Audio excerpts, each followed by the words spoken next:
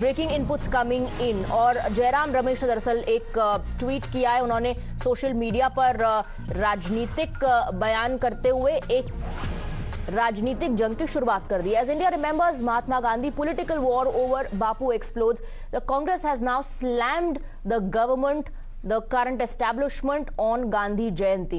Jairam Ramesh has tweeted, and I quote, "On this Gandhi Jayanti, let us stand with those Gandhian organizations in different parts of the country, especially Varanasi, Ahmedabad and New Delhi, which are under siege and assault by the forces who not only fought the Mahatma all his life, but played a key role in creating a climate that led to his assassination. Let us pledge to fight those elements who glorify the ideas and actions of Godse." काफी लंबा tweet है जयराम रमेश का, लेकिन हर एक पंक्ति में, हर एक line में ये क्लियर हो रहा है कि अपने ट्वीट के जरिए गांधी जयंती के मौके पर जयराम रमेश जो है वो केंद्र की सरकार पर, बीजेपी पर निशाना साध रहे हैं। हमारे साथ मोहित जुड़ गए। मोहित, और क्या क्या कहा है अपने इस ट्वीट में जयराम रमेश ने?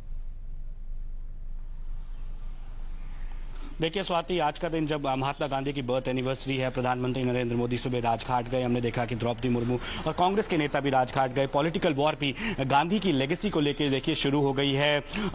जयराम रमेश जो वरिष्ठ नेता हैं कांग्रेस पार्टी के, उन्होंने ट्वीट किया। उन्होंने कहा है कि आज गांधी जयंती के दिन हम उन सब ऑर्गेनाइजेशंस के खिलाफ खड़े होते हैं जो गांधी की जो आइडियोलॉजी है उसको अटैक कर रही है, जो गांधी के प्रिंसिपल्स हैं उनको फॉलो ना करते हुए बल्कि उनको जो है एक तरह से आक्रामक तौर पे उन पे हमला कर रही है। तो देखिए एक बड़ा हमला जो है जयराम रमेश की तरफ से, और साफ तौर पे ये देखा जा सकता है कि ये करंट गवर्नमेंट के ऊपर है। और उन्होंने ये तक कहा है कि जिस प्रकार से एक माहौल बनाया महात्मा गांधी के खिलाफ, जो आखिर तौर पे उनके असैसिनेशन को जिस प्रकार से हुआ, उन सब के खिलाफ, उस मानसिकता के खिलाफ हमें एक लड़ाई लड़नी है। एक लंबा उन्होंने ट्वीट किया। हर लाइन में जैसा कि आपने कहा, ये कहा है कि जो महात्मा गांधी की वैल्यूज हैं, जो इंस्टीट्यूशन है कंट्री के, वो इस समय अंडर थ्रेट पे हैं। तो देखिए पॉलिटिकल वॉर जो है गांधी की लेगेसी को लेकर शुरू हो गई है। और जयराम रमेश ने एक ट्वीट में एक और चीज कही। उन्होंने बेसिकली ये कहा कि हमें उन लोगों को एक्सपोज करना चाहिए और हिपोक्रेसी को एक्सपोज करना चाहिए जो लोग गांधी के सिंबल, चाहे वो स्पेक्टिकल हो उनके, चाहे चरखा हो, चाहे वॉकिंग स्टिक हो, उसका इस्तेमाल करते हैं,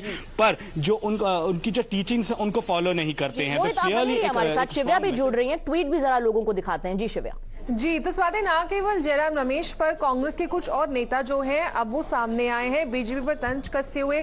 गांधी जयंती है पर कांग्रेस ने एक बार फिर बीजेपी पर तंज कसा है, कहते हुए कि there are some people who speak and glorify Nathuram Godse and there is a total hypocrisy from their side. Let's quickly go through the tweet. अगर जयराम रमेश के ट्वीट की बात करें, उन्होंने काफी कुछ बोला है, कहते हुए कि गांधी जी के जो वैल्यूज हैं उनके बारे में तो बात करते हैं, पर उसको कितना प्रीच करते हैं, उसको कितना फॉलो करते हैं, वो एक्सपोज करने का प्रण लेते हैं।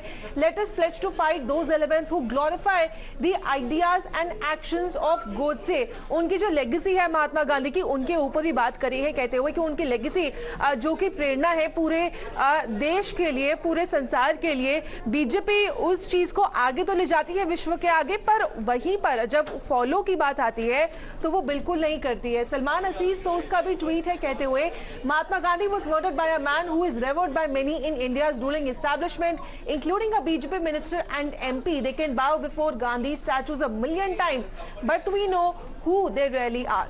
स्वाति जी, और अपने ट्वीट के अंत में वो ये भी कह रहे हैं कि वेंजेंस एंड शोमैनशिप ये महात्मा गांधी के कैरेक्टर का हिस्सा कभी नहीं थे। जो लोग महात्मा गांधी को फॉलो करते हैं उन्हें इससे भी दूर रहना चाहिए।